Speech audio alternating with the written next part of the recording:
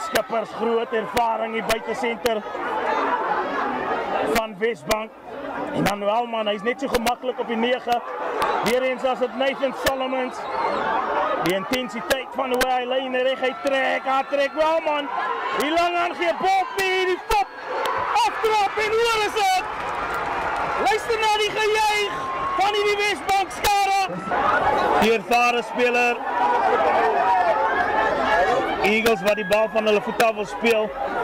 Keenan Solomons wat gaan de hand wys het. Wellman. En nou skuifel hom by die lyn af.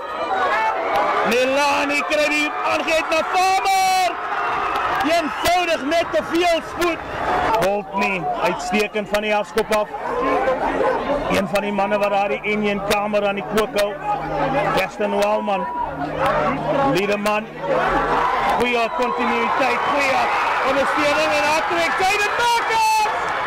Oh, Jaden Marcus, as geen keer aan die jong man nie. Voor aan die lyn staan is die opsie Elrico Kloete. En hier kom hulle met die rolmaalbeweging. Dat is verwoestend, dat is goeie momentum deur die Eagles. Jy kan sien wat die taktiek is.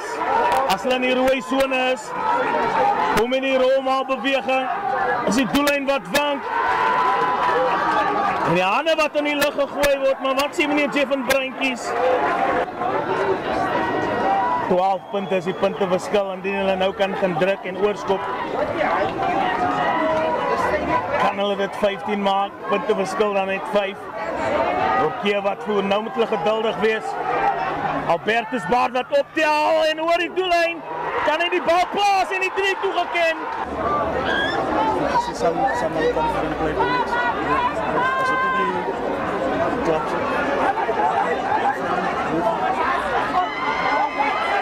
Wellman. Wys en gee. As Westbank op sy gevaarlikste. Jaden Marcus.